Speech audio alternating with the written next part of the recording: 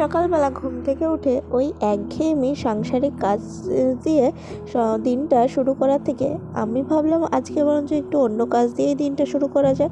সেই কারণে চলে আসলাম একটু গাছের পরিচর্যা করতে, একটু গাছ লাগাতে, একটু গাছগুলো দেখাশুনো করতে।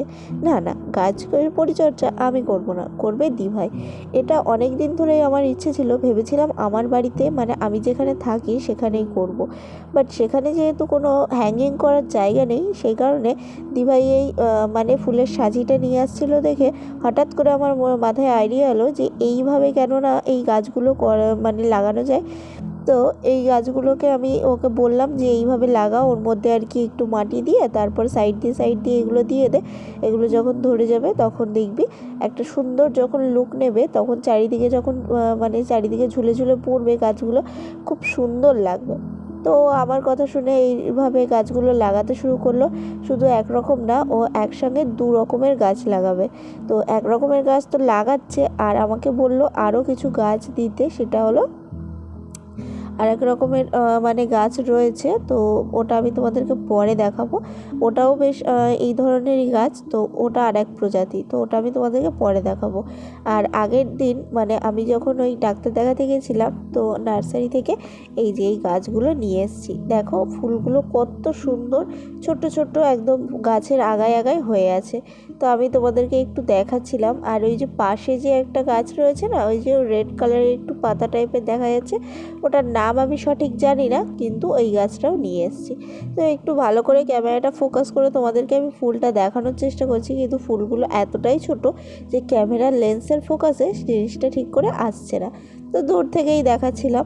আর এই দেখো, এই যে এই ডালগুলো একটু আছে মানে শুকিয়ে গেছে, তো ভাবছিলাম ডালগুলো একটু ভেঙে দেবো। তো এই যে ডালগুলো ভেঙে দিচ্ছিলাম। আর এই গাছগুলো কি জানো তো, এই গাছগুলো বৃষ্টির জল একদম সহ্য করতে পারে না। বৃষ্টির জলে এগুলো একটু খারাপ হয়ে গেছে। যে কাকুর কাছ থেকে আর কি গাছগুলো নিয়ে এসেছি, তিনিই বলেছে যে বৃষ্টির জল থেকে একটু বাঁচিয়ে রাখতে। তো যেই ডালগুলো শুকনো, আমি সেই ডালগুলো একটু ভেঙে দিচ্ছিলাম, কিন্তু ডালটা এতটাই শক্ত যে আমি ওটা ওভাবেই রেখে দিয়েছি। আর এই দেখো এই গাছগুলো তোমাদেরকে একটু দেখিয়ে দিচ্ছি, কিন্তু দিভাই এই গাছ বসাবে না, বসাবে এই যে এই পাশের এই ছোট ছোট ডালগুলো। মানে এই গাছগুলোকে ঠিক কী বলে আমি ঠিক জানি না, বাট তোমরা কেউ যদি জেনে থাকো আমাকে কমেন্ট বক্সে অবশ্যই জানিও।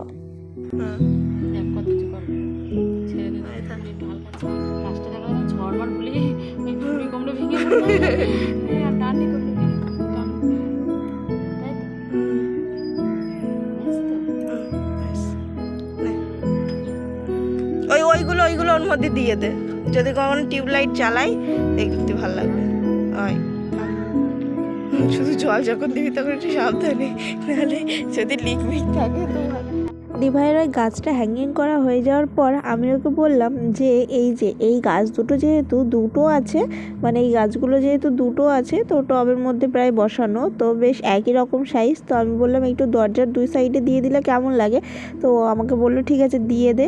তাই জন্য আমি দেখো নিয়ে এসে এই যে দরজার দুটো সাইডে দুটো রেখে দিচ্ছি, একটা এখানে রাখছি আর একটা রাখবো ওই যে পাশে, কিন্তু ওখানে একটা গাছ রয়েছে, কিন্তু ওটার আসলে যেটার মধ্যে বসানো রয়েছে যে ফুলের টবটার মধ্যে, তো ওটা না ভেঙে গেছে।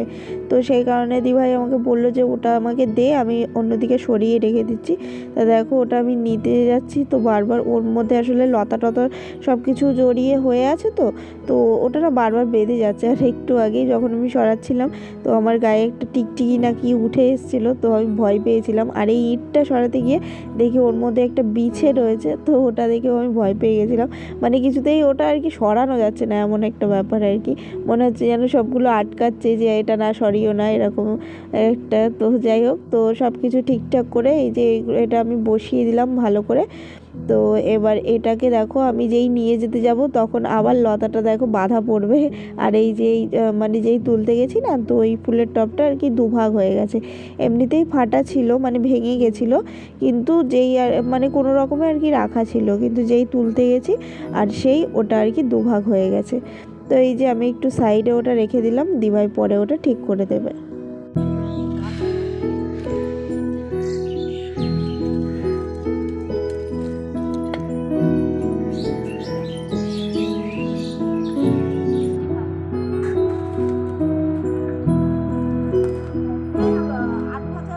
করবি আছে তো আছে আগে বাঁধাকপি দিয়ে এইগুলো করে দিই। আমার বর বললো 1 কেজি করে আগে আমাদের ডাল ভাজা দিয়ে যাবে, যেটাই আগে করবে সেটা আগে আমরা দিয়ে যাবি। আমি তাহলে কটা চেক করবো, তারপরে 1 কেজি ধর। তা ঠিক আছে, তাহলে এই একটা নিয়ে যাই আবার। ঠিক আছে, একটা নিয়ে যাও, তার ডালটা নিয়ে যাও। আর হচ্ছে ডালে তো কিছু দিতে লাগবে না, সব তো রেডি করা। নামলিটা খালি ঢেলে কোটোটা দেয়, কোটোর সঙ্গে আসলে হয় না, ওই যে তো জানি না হাঁটতে হয় সাজিয়ে নিয়েছে।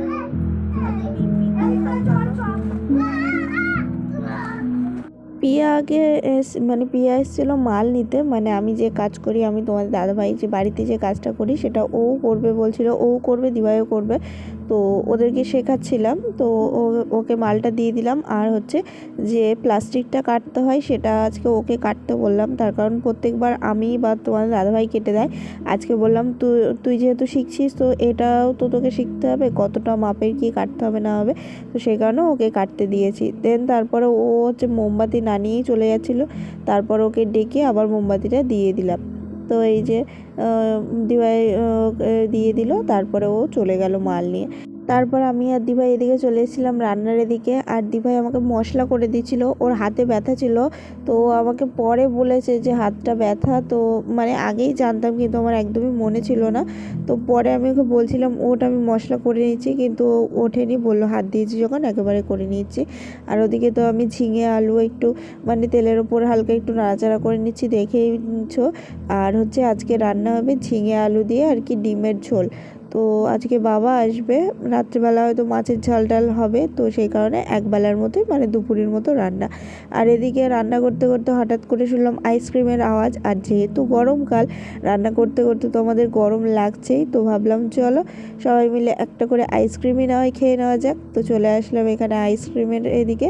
তো এই যে আমি এখানে দাঁড়িয়ে আছি, আর ঋষি আর রিজু দুজনাই তো অপেক্ষা করছে কখন আইসক্রিম নিয়ে যাবে, কারণ আইসক্রিমের মানে চাহিদাটা বেসিক্যালি আমাদের থেকে ওদেরই বেশি। আসলে ওই রাস্তার ধারে বসে থাকবে আর যে কটা আইসক্রিম যাবে বারবার বায়না শুরু করবে।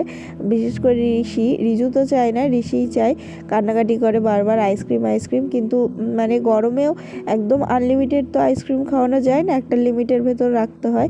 তো কখনো কখনো একটা দিই বা কখনো কখনো দুটো। তো যাই হোক, তো আইসক্রিম দেখো নিয়ে এসে এদের সামনে ধরলাম, এই একটা ঋষি একটা রিজু, ওরা দুজন দুটো নিয়ে নিয়েছে। আর দিভাইকে দিতে গেছি, দিভাই একসঙ্গে দুটো নিতে যাচ্ছিলো। তো আমি ওকে বলছি যে কী বলে একবারে দুটো নিয়ে নিতে যাচ্ছিস, আমি খাবো না। তো তারপরে ও আর কি মানে বললো না না আমি দুটো নিচ্ছি না, একটাই নিতে যাচ্ছিলাম। তো যাই হোক, এখানে দেখো ঋষি আর রিজুকে মানে একটা প্লেট এনে দিতে হবে, তার কারণ ওরা এমনি খেতে পারবে না, ঋষি তো পারবেই না, চারিদিকে ছড়াবে। আইসক্রিম খেয়ে রান্নাবান্না শেষ করে এখন চলে এসেছি ঋষিকে খাওয়াতে। এখন দেখো এই যে ডিম অমলেট করে নিয়েছি, মানে ঝিঙে দিয়ে ডিম, যেহেতু অমলেটটাই ভালো লাগে, গোটা ডিম ভালো লাগে না, তো সেই কারণে প্রত্যেক কটা ডিম অমলেট করে নিয়েছি। আর হচ্ছে মানে তোমাদের দাদাভাই তো কাজের ওখান থেকে খেয়ে আসবে, তাই ওর জন্য আর রান্না করা হয়নি, আমি দিভাই ঋষি রিজু আর বড়দার জন্যই করা হয়েছে।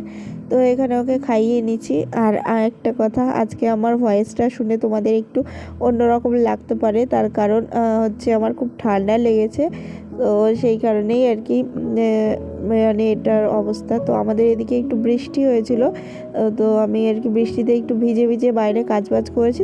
তো দুপুরবেলা বৃষ্টিতে ভিজেছি, তার কিছুক্ষণ পরেই 3টে সাড়ে 3টের মধ্যেই আমার ঠান্ডা লেগে গেছে, মানে প্রচুর হাঁচি হচ্ছে, নাক বন্ধ হয়ে আসছে, সেই কারণে এই আর কি তোমাদেরকে বলে দিলাম। তোমাদের হয়তো খারাপ লাগছে ভয়েসটা, কিন্তু কি করব বলো, আমার কিছু করার নেই, এই ভয়েস নিয়েই আমার কাজ করতে হবে। তো শরীরটা বেশ কয়েকদিন ধরে খারাপ যাচ্ছিলো বলে খুব একটা ভিডিও দিতে পারছিলাম না। আর তাছাড়া দিভাইয়ের ওখানে রয়েছি, সবাই মিলে গল্প আড্ডা এত কিছুতে আর সব কিছু ক্যাপচার করা হচ্ছে না বলে তাই ভিডিওটা দিইনি। তো যাই হোক, তো দেখো খাওয়া দাওয়া শেষ করার পরে আমরা চলে এসেছি এখন একটু মাল করতে এদিকে। তো মালটাল করার পরে যদিও বিকেল হয়ে গেছিলো, তো বিকেল হয়ে যাওয়ার পরে এই দিভাইয়ের এই সিম্পল একদম এই ফুলের টপ তো না, এই কাপগুলোকে ও বলছিল একটু কালার করে ডিজাইন করে দিতে। আজকে দুপুরবেলা আমি কয়েকটা ডিজাইন করে দিয়েছি, বাট সেগুলো আর তোমাদেরকে দেখানো হয়নি। তো এখন এই সময়ের মানে কাজটা ভাবলাম তোমাদের সঙ্গে চলো একটু শেয়ার করা যাক। মাঠে যাবো, কিন্তু মাঠে জানতে হবে আর কি করবি।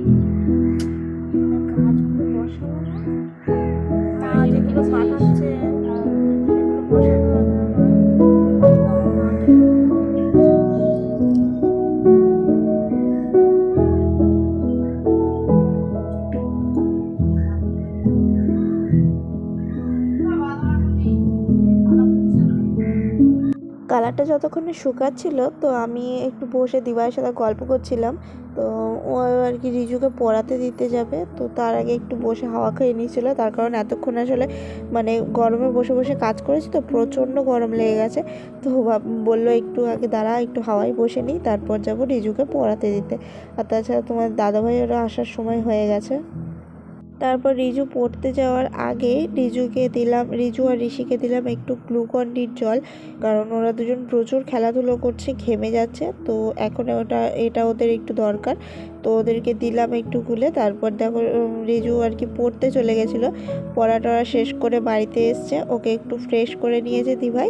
তারপর আমি, ঋষি, রিজু সবাই মিলে আর দিভাই আর কি সবাই মিলে এসছি একটু রাস্তা হাঁটতে। তো তার আগে আমি একটু মানে স্নান করে নিয়েছিলাম, হালকা একটু ফ্রেশ হয়ে নিয়েছিলাম, তো তারপরেই এসেছিলাম রাস্তা হাঁটতে। দেন সন্ধ্যাবেলা এনেছিল আমার বরমশাই আইসক্রিম। তো সকালবেলা তো একটা খেয়েছি দেখেইছো, আর সন্ধ্যাবেলা আবার আর একটা আইসক্রিম নিয়ে এসছে আমার বরমশাই। তো এখানে সবাইকে দিয়ে দিচ্ছে, আমাকে একটা দিল, দিভাইকে একটা দিল, আর ঘরে গেছে ঋষি, রিজু ওদেরকে দিতে।